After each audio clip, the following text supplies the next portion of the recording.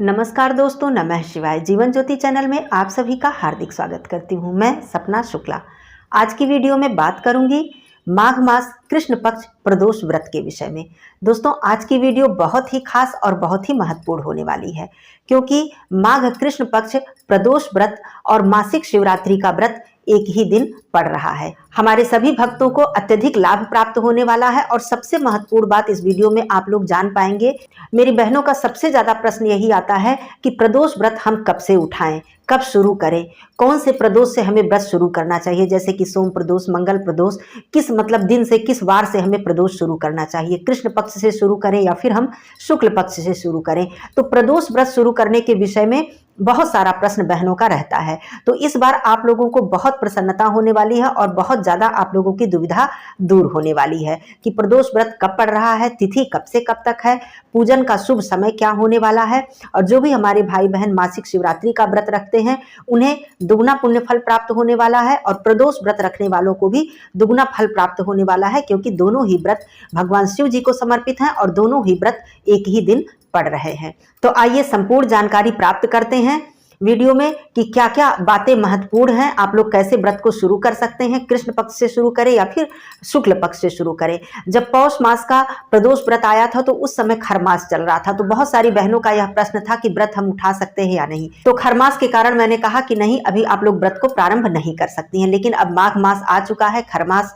समाप्त हो चुका है, तो आइए सभी बातों को समझ लेते हैं। दोस्तों, इस बार 2025 में माघ कृष्ण पक्ष प्रदोष का व्रत 27 जनवरी दिन सोमवार को पड़ने वाला है। अब दिन सोमवार पड़ने के कारण यह जो प्रदोष व्रत है अत्यंत ही महत्वपूर्ण है। यहाँ पर मैं ये बता दूं कि मेरी जो भी बहनें हैं, जो भी भाई हैं, प्रदोष व्रत प्रारंभ करना चाहते हैं वो बिना किसी संशय के, बिना किसी दुविधा के यहाँ से व्रत प्रारंभ कर सकते हैं। और प्रदोष व्रत कृष्ण पक्ष से शुरू करना बहुत ही उत्तम माना जाता है। इसमें आप लोग इस बात का भ्रम बिल्कुल ना लाएं कि हमें शुक्ल पक्ष से शुरू करना है तो हम कृष्ण पक्ष से कैसे शुरू करें। इस व्रत को आप लोग कृष्ण पक्ष या शुक्ल पक्ष दोनों से ही आप लोग शुरू कर सकते हैं। और यहाँ पर ये बताऊं कि अत्यधिक जो महत्व है वो कृष्ण पक्ष का ही महत्व है, क्योंकि भगवान भोलेनाथ जी का व्रत मासिक शिवरात्रि हो, महाशिवरात्रि हो, प्रदोष हो, यह कृष्ण पक्ष में ही पड़ते हैं। दोस्तों, अब जान लेते हैं कि तिथि कब से प्रारंभ हो रही है। तो त्रयोदशी तिथि प्रारंभ हो जा रही है 26 जनवरी को ही रात्रि में 7:03 पर, और यह समाप्त हो रही है 27 जनवरी को रात्रि में 7:21 पर। तो यहाँ पर मैं बता दूं कि 27 जनवरी को प्रदोष काल की हमें त्रयोदशी तिथि प्राप्त हो रही है और उसके बाद रात्रिकालीन चतुर्दशी तिथि हमें प्राप्त हो रही है। इस वजह से दोनों ही व्रत एक दिन पड़ रहे हैं। तो आप लोग बिना किसी संकोच के सोम प्रदोष व्रत उठा सकते हैं, क्योंकि सोम प्रदोष व्रत सर्व मनोकामना को पूर्ण करने वाला व्रत है। तो जहां पर बात आती है कि बहुत से भाई बहन संतान प्राप्ति के लिए व्रत उठाते हैं, बहुत से लोग अपने शारीरिक स्वास्थ्य के लिए उठाते हैं, बहुत से लोग धन प्राप्ति के लिए व्रत को उठाते हैं, तो यहाँ पर सर्व कामना के लिए सोम प्रदोष व्रत माना गया है। तो आपकी जो भी मनोकामना हो, चाहे संतान प्राप्ति की हो, चाहे धन प्राप्ति की हो, आप लोग यहाँ से व्रत को उठाकर आप लोग व्रत को प्रारंभ कर सकते हैं। और सोमवार का दिन भगवान शिव जी को समर्पित है।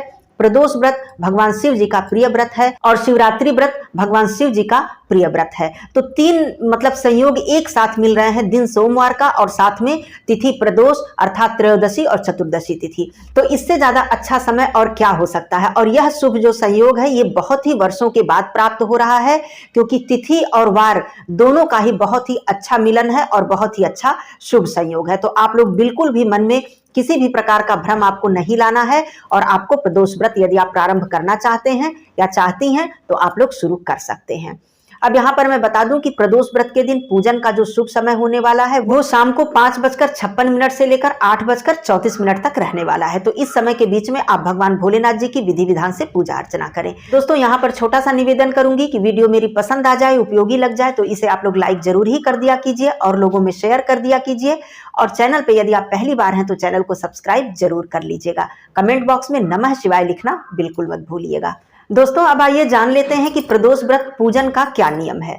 तो प्रदोष व्रत पूजन जो होता है वो संध्या के समय अर्थात प्रदोष काल में मुख्य रूप से प्रदोष व्रत का पूजन होता है। कहा जाता है कि प्रदोष काल के समय प्रत्येक शिवालय में भगवान शिव जी स्वयं विराजमान होते हैं, इसलिए प्रदोष व्रत का अत्यंत ही महत्व माना जाता है। तो दिन में आप सुबह की पूजा में अर्थात आप सुबह उठ जाएं, ब्रह्म मुहूर्त में उठ जाएं, स्नान कर लें, दैनिक जो आपकी क्रिया है उससे निवृत्त होने के बाद माघ मास है, इस तरह से जो मुख्य तिथियों पर भी यदि आप ब्रह्म मुहूर्त में स्नान कर लेते हैं तो माघ स्नान का आपको पुण्य फल प्राप्त हो जाता है। यदि आपके घर के आसपास पवित्र नदी या सरोवर है तो वहां पर आप जाकर स्नान कर लें।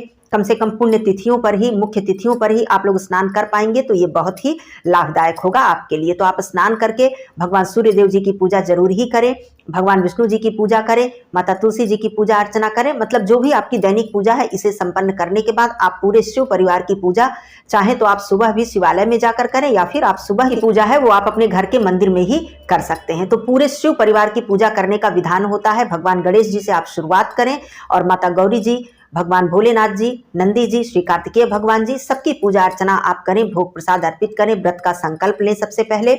और प्रदोष व्रत की कथा जो है आप चाहें तो संध्या के समय सुने, या फिर आप चाहें तो सुबह की पूजा में भी आप कथा का श्रवण कर सकते हैं।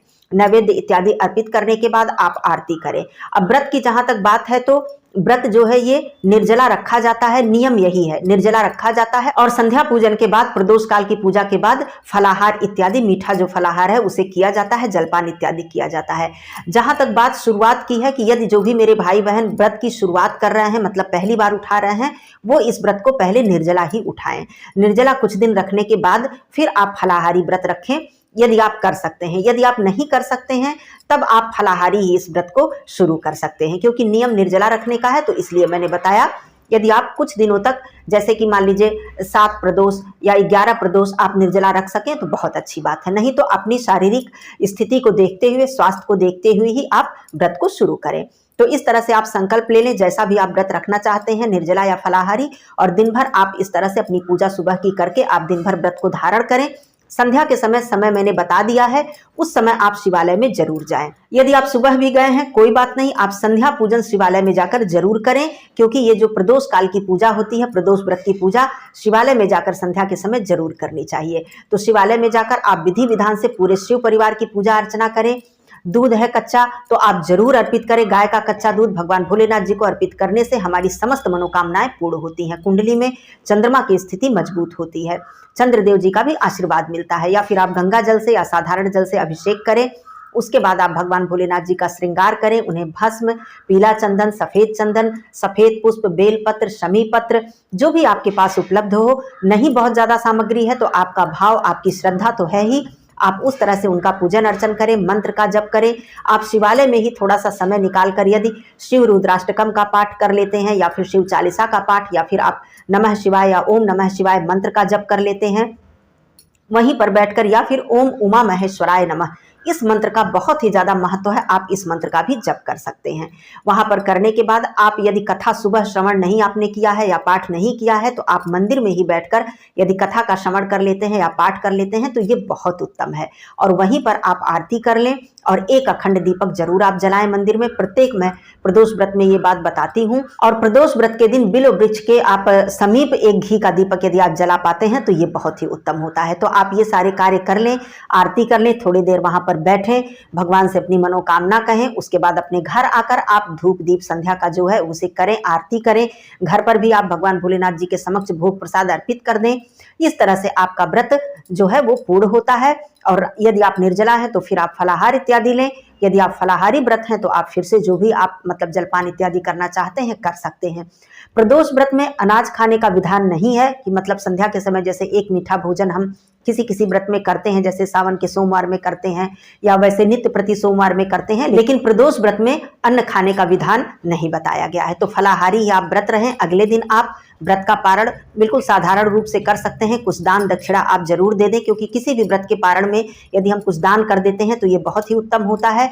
उसके बाद आप शुद्ध सात्विक भोजन लेकर भगवान भोलेनाथ जी का आशीर्वाद लेकर पूजन अर्चन करके आप अपने व्रत का पारण कर सकते हैं। तो इस तरह से जो मासिक शिवरात्रि की जो पूजा है इसी तरह से होती है, मतलब सुबह की पूजा और संध्या के समय हमें पूजा करनी चाहिए। वैसे शिवरात्रि व्रत में रात्रिकालीन पूजा का विशेष महत्व है, लेकिन जो हम गृहस्थ लोग हैं वो बहुत ही मतलब मध्य रात्रि कालीन पूजा नहीं कर पाते हैं। हम लोग संध्या के समय की ही पूजा करते हैं, तो हम लोग वही पूजा उसी समय करेंगे। और जो भी भाई बहन चाहते हैं रात्रिकालीन पूजा करना वो मध्य रात्रि में भी पूजा कर सकते हैं, क्योंकि शिवरात्रि के व्रत में रात्रि पूजा का विशेष महत्व होता है। तो दोनों ही व्रत भगवान शिव जी को अत्यंत ही प्रिय है। सोमवार का दिन भगवान शिव जी को अत्यंत ही प्रिय है और इससे अच्छा संयोग आपको नहीं मिलने वाला है। तो जितने भी भाई बहन के मन में ये संशय था कि व्रत हम कब से शुरू करें, किस मतलब पक्ष से शुरू करें, तो आपके लिए ये समय आ गया है। बहुत ही उत्तम, बहुत ही सुखदायक समय है, बहुत ही अच्छा ये संयोग है। आप लोग बिल्कुल इस व्रत को शुरू करें और भगवान भोलेनाथ जी की असीम कृपा आप लोग प्राप्त करें। भगवान भोले भंडारी, यदि हम श्रद्धा से, भक्ति से उनके समीप जाते हैं, उनके चरणों में शीश झुकाते हैं, उनका पूजन अर्चन करते हैं और हमारे पास कुछ भी ना हो, एक लोटा जल, एक बेलपत्र हो केवल, और कुछ भी ना हो, और भाव से हम उन्हें अर्पित कर देते हैं, अपनी मनोकामना उनसे कहते हैं, शीश झुकाते हैं, तो वो हमारी सभी मनोकामना को, हमारी पुकार को तुरंत सुन लेते हैं। उन्हें किसी सामग्री की आवश्यकता नहीं है, उन्हें किसी भी फल फूल की आवश्यकता नहीं है, केवल आपकी श्रद्धा उन्हें चाहिए, क्योंकि वो तो भोले भंडारी हैं। तो इस तरह से आप लोग प्रदोष व्रत के दिन पूजन अर्चन करें। ये बहुत ही अच्छा संयोग था, क्योंकि भाई बहनों का इतना ज़्यादा प्रश्न आता है प्रदोष व्रत के विषय में, तो ये समय आप लोगों का बिल्कुल आ गया है। तो इस तरह से व्रत रखें। और भी कोई व्रत के विषय में दुविधा हो, प्रश्न हो, तो आप लोग जरूर ही प्रश्न कर सकते हैं। फिर मिलती हूँ अगले वीडियो में, तब तक के लिए धन्यवाद। नमः शिवाय, हर हर महादेव। आप सभी लोगों को प्रदोष व्रत की और मासिक शिवरात्रि व्रत की हार्दिक शुभकामनाएं। धन्यवाद दोस्तों, नमः शिवाय।